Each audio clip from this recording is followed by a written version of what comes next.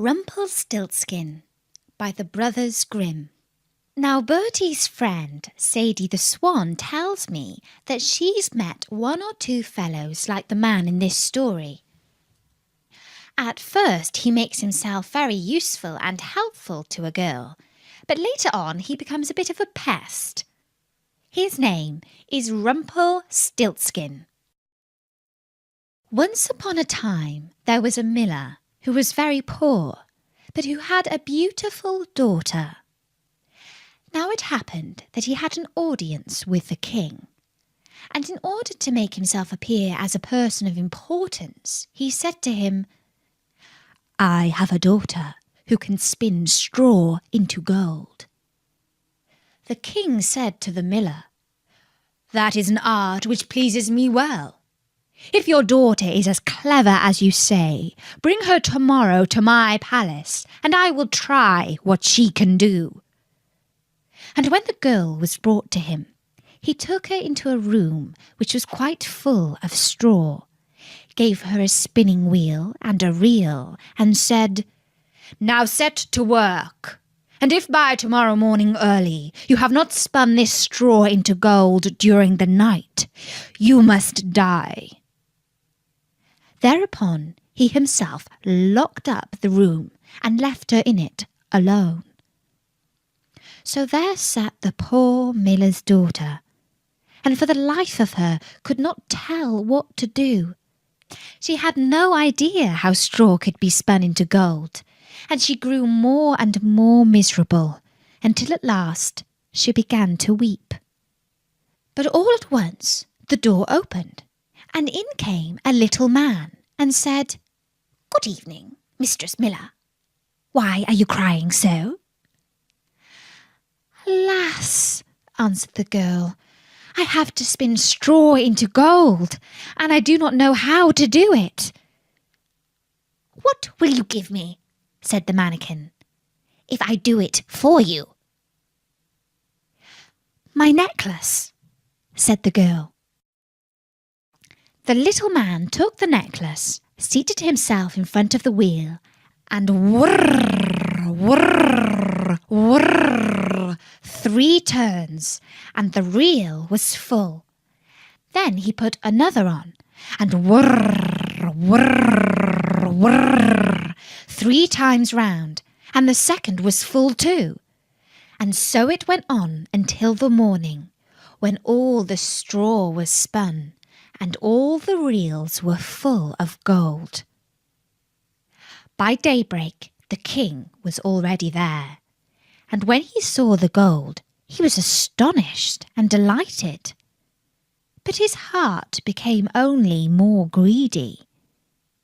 He had the miller's daughter taken into another room full of straw, which was much larger, and commanded her to spin that also in one night if she valued her life.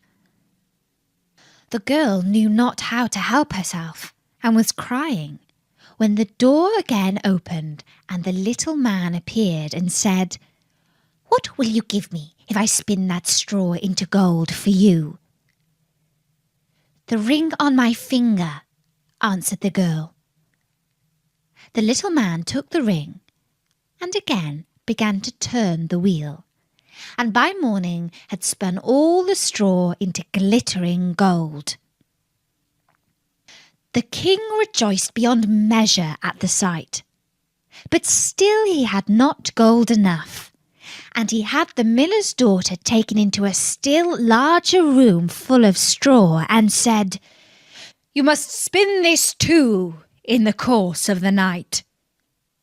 But if you succeed, you shall be my wife."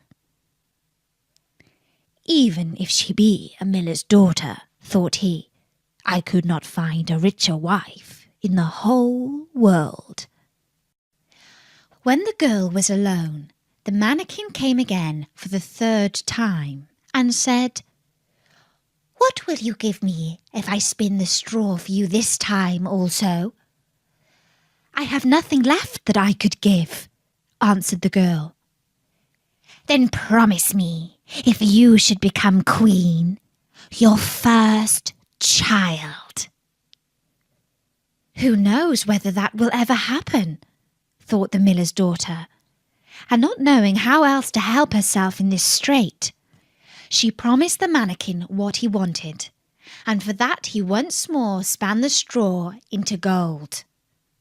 And when the king came in the morning and found all as he had wished, he took her in marriage, and the pretty miller's daughter became a queen. A year after, she had a beautiful child, and she never gave a thought to the mannikin. But suddenly, one day, he came into her room and said, "Now give me what you promised."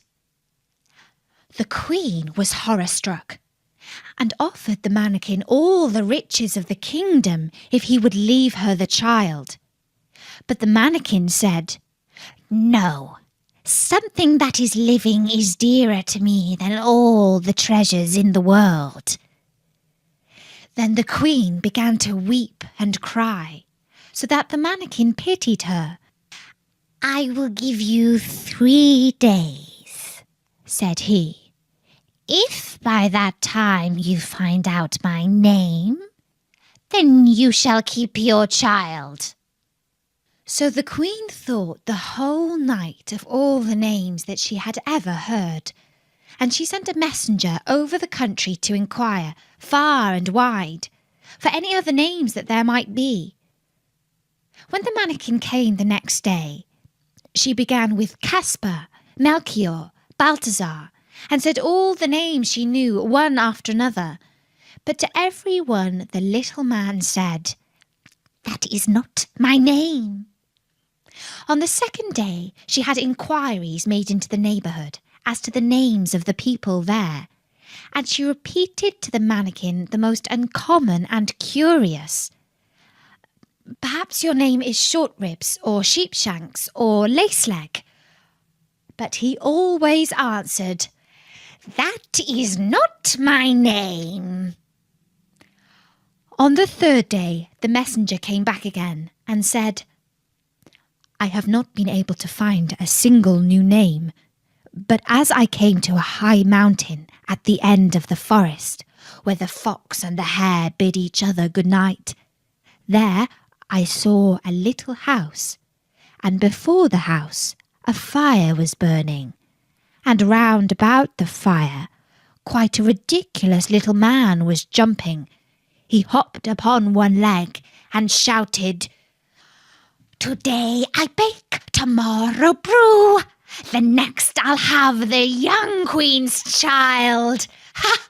Glad am I that no one knew that Rumpelstiltskin I am styled.'"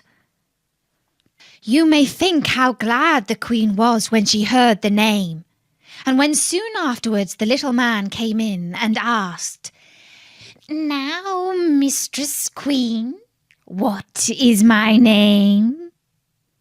At first she said, "Is your name Conrad?" "No."